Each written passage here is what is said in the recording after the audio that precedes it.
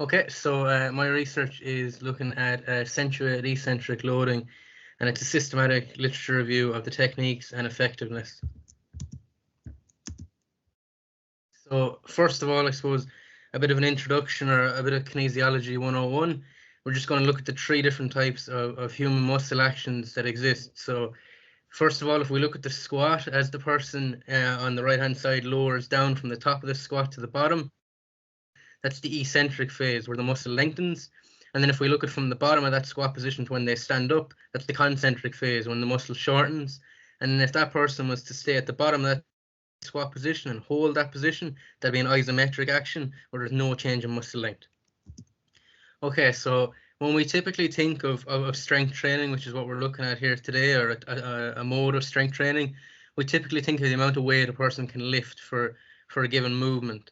And that's how we typically define it, and we use that to measure a person's level of strength. And then from that, from the amount of weight they can lift for one rep, that'd be 100% of what they can of their training ability. We use that to prescribe training load for other metrics such as power. So you can see on the curve, we will use those percentages to prescribe other training loads. However, we do know from research that the eccentric, so that lengthening phase, is able to produce more than the concentric phase. And normally when we test strength, we're restricted by just that ability to lift the weight, so to that upward part, so that concentric phase. But the eccentric phase has a greater force capacity than the concentric phase, and it actually has a greater capacity of about 20 to 60%. So that leads to the question, is the eccentric action being understimulated in training? So what is accentuated eccentric loading, or AEL as it's commonly known? Well, I first came across it in a review by Waggle et al. 2017, and they actually, despite there being loads of earlier research on the topic, they only give it its first official definition in this review in 2017. And they defined it as, it prescribes eccentric loads in excess of the concentric prescription of movement that requires coupled eccentric and concentric actions while creating minimal disruption to the natural mechanics of the selected exercise. Now that's a bit of a mouthful, so what I did was I broke it down, and there's three components to it. So for AAL, or accentuated eccentric loading, to be applied, an eccentric load must be in excess of the concentric load. The exercise must have a coupled eccentric and concentric component, and whatever way it's applied, it must have a minimal interruption to the technique of the exercise being performed. Okay, so the methods for my research. So for a systematic review, I used the PRISMA guidelines.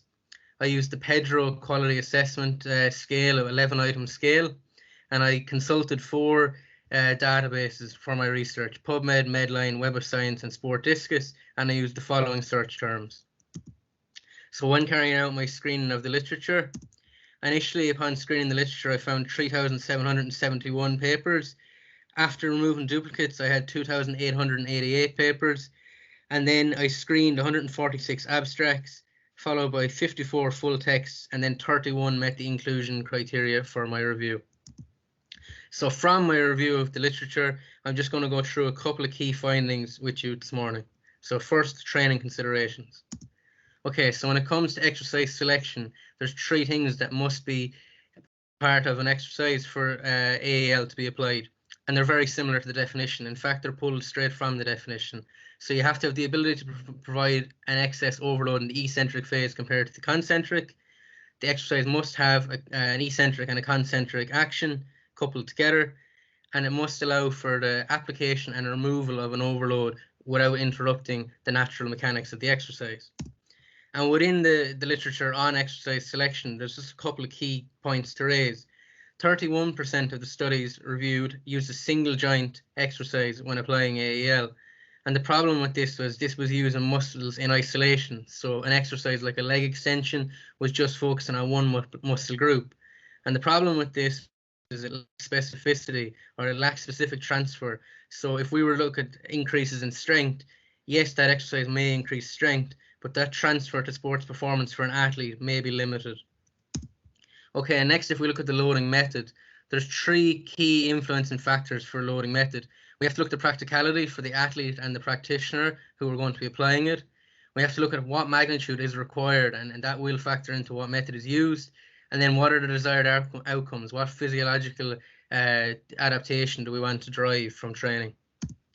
So the methods used.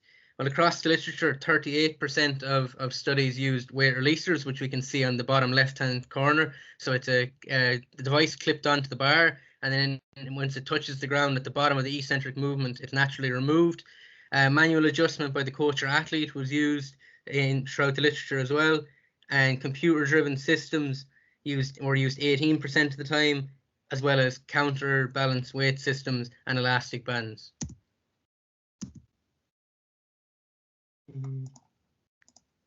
Okay, so loading magnitude. Throughout the literature, there's both supermaximal loading and submaximal loading.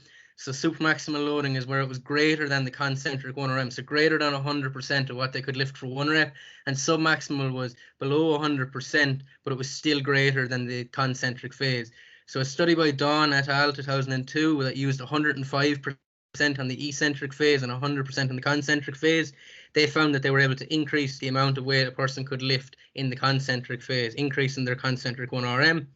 However, contradictory to that, Ohasto and Hakeem in 2009, using eccentric loads of 105 to 120% and 90% in the concentric respectively, found decreases in concentric 1RM and in concentric mean force. However, this was caveated with they felt that the loads may have been too fatiguing and impacted the results. Another interesting finding regarding loading magnitude was a study by Shepherd et al. Where they used Shepherd and Young et al. 2010, where they used bench press throw, and they used relative loads, so submaximal. So they just used 60 kg 40, 70 40, and 80 40, and they found that the stronger athletes required a greater eccentric load for optimal performance, which may suggest that a prerequisite of strength level may be required when determining the eccentric load. Okay, so the last couple of slides looking at performance implications. Okay, so if we look at the acute effects of accentuated eccentric loading, well, Dawn et al., as mentioned in the previous slide, found an increase in force production. However, a decrease has also been noted, despite it being caveated by using excess loads.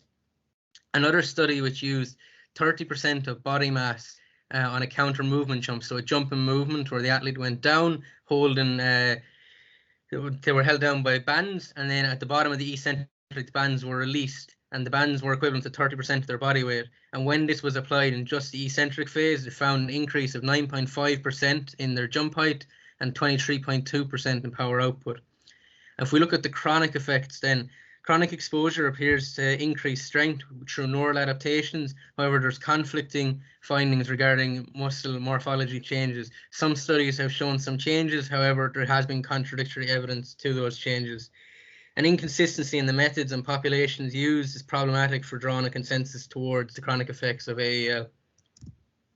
And lastly, the limitations. Single joint exercises, as mentioned earlier, are limited due to their isolated nature compared to multi-joint exercises, which are more sport specific. A lack of consistency in the loading magnitude is limited in terms of drawing a consensus for the practitioner to use in the industry. The equipment used is not always widely accessible or affordable in some instances to the coach, and may not be practical in a real life setting. Future directions of research. Research on female populations, further research on female populations is required. More randomized control style study designs should be used in the future, and the future application of phase specific loading magnitude should be looked at to see what loading strategies do work best and in what populations. And then also to look at the optimal timing of prescription. So when does this training modality fit best into an athlete's training cycle? And what specific characteristics work for an athlete. So if strength is a prerequisite, what level of strength is required, or what level of strength is not required in terms of what will work for this modality. Thanks for listening, and I'd just like to take this opportunity to thank my supervisor, Dr. Mark Lyons, for his support throughout this. It's been very helpful as we keep moving with this research.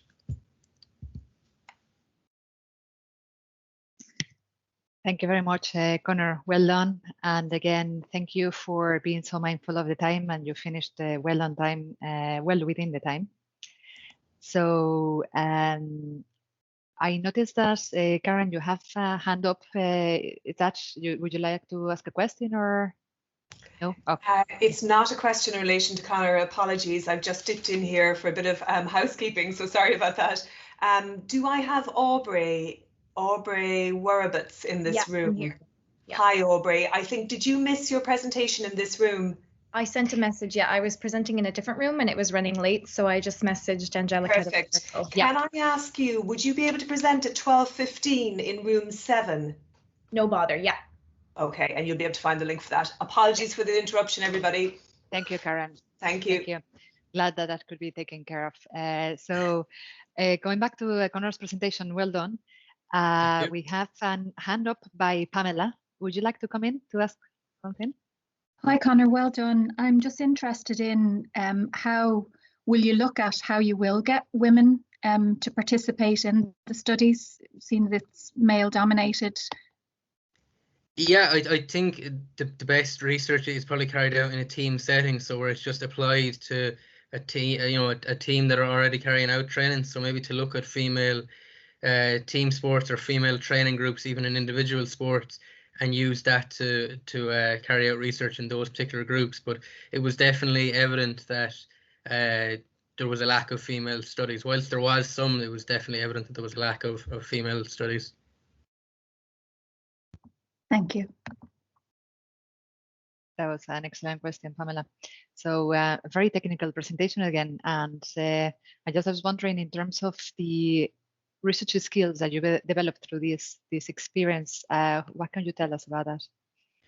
Yeah, it was definitely challenging from a systematic literature review point of view, but I think being able to dive deep into the literature and spend time actually looking at all the key pieces and not just looking at the studies that found